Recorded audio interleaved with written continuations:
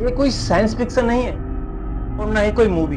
ये एक ऐसी रियल स्टोरी है जो दुनिया के सबसे बोल्ड इंटेलिजेंस ऑपरेशंस में से एक मानी जाती है। कैसे इजराइल ने ईरान के अंदर इन्फिल्ट्रेशन किया और अपने एजेंट से ड्रोन लॉन्च कराए और ईरान की मिलिट्री पावर के हार्ट पर रखे और किसी को पता भी नहीं चला।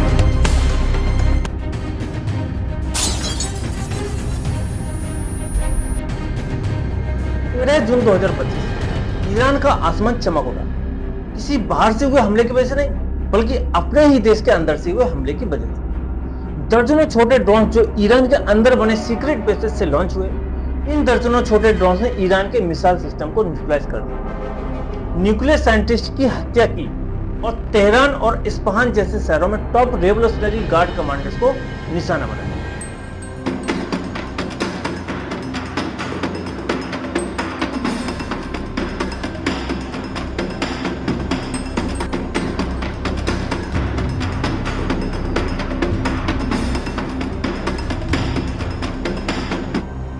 ये सिर्फ हमले नहीं थे, ये बिल्कुल प्रिसाइज और पहले से प्लान किए गए स्ट्राइक थे जिन्हें ईरान के अंदर मौजूद एम्बेडेड एजेंट्स ने कोऑर्डिनेट किया।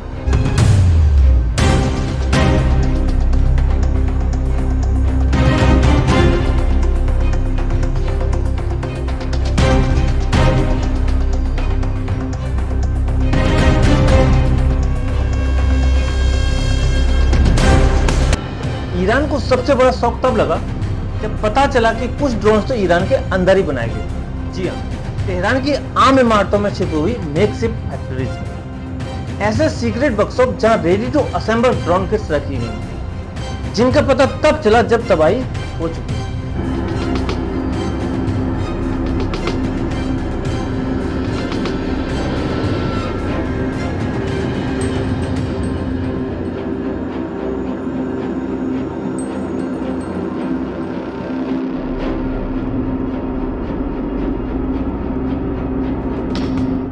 किट्स को कैमोफ्लेज लॉरीज और बैंस के जरिए मूव किया गया और इन्हें ले जाने वाले लोग कई मामलों में खुद ईरानियंस थे जो इजराइल के लिए काम कर रहे थे।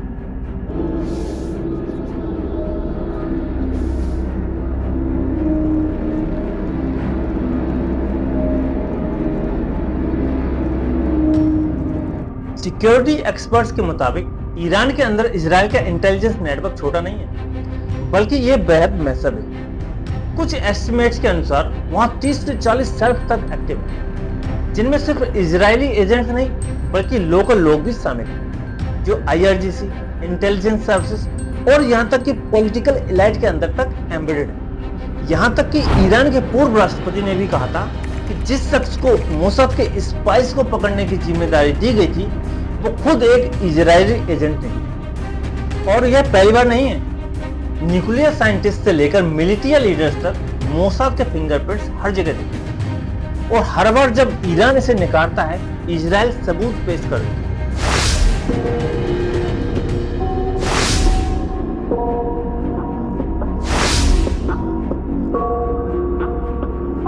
ये ड्रोन सिर्फ GPS से नहीं चलते थे, कुछ मोबाइल नेटवर्क्स पर भी डिपेंड करते थे। यूक्रेन की तरह इजराइल के ड्रोन्स ने ईरान के अंदर 5G और 4G नेटवर्क का इस्तेमाल किया हो ताकि वे रियल टाइम में कनेक्टेड रहें और उन्हें कंटिन्यू गाइडेंस मिलता है। ईरान ने जवाब में 18 जून को इंटरनेट तो बंद कर दिया, लेकिन तब तक बहुत देर हो चुकी थी क्योंकि पहले ही बहुत नुकसान हो चुका था। बहुत सारे न्यूक्लियर साइंटिस्ट और मिलिट्री लीडर्स की हत्या हो चुकी। लेकिन ये सब हम क्यों देख रहे हैं? क्योंकि ईरान की वीकनेस दिखाना इस मिशन का हिस्सा है। यह एक साइकोलॉजिकल वॉरफेयर है।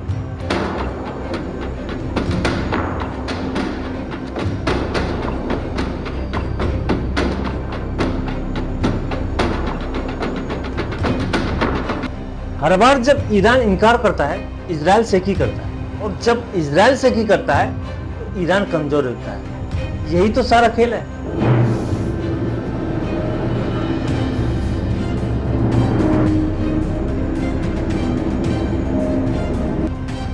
इजराइल की इंटेलिजेंस सिर्फ आसमान से हमला नहीं करती, बल्कि वो दिमाग पर हमला करती है।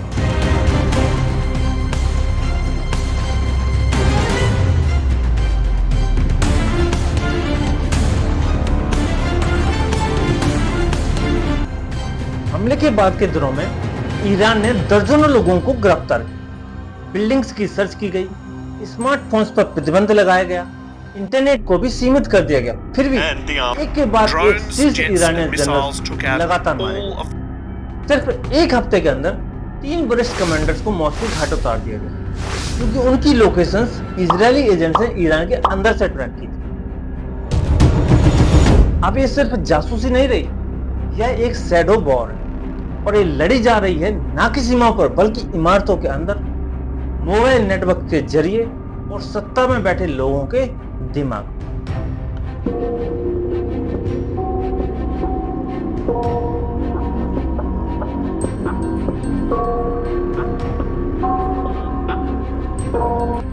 आप उस दुश्मन से कतई नहीं लड़ सकते जिसे आप देख नहीं सकते, और ईरान ये बात भारी कीमत चुकाकर सीख रहा है। Striking what it says with dozens of Iranian military and nuclear sites, as well as key officials and scientists. 8 leaders of Iran's missile program killed when their bunker was hit. As well as the head of the Islamic Revolutionary Guard Corps and the army.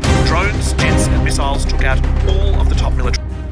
अगर आपको ऐसे videos पसंद आते हैं तो मैंने एक और शानदार वीडियो का लिंक डिस्क्रिप्शन में शेयर किया है, एक बार जरूर देखिए, यकीन मानिए आपको बहुत पसंद आएगी। और हाँ, अगर आपने अभी तक मेरे चैनल को सब्सक्राइब नहीं किया है तो कृपया लाइक और सब्सक्राइब जरूर करें। मिलते हैं अगले वीडियो में, तब तक के लिए नमस्कार।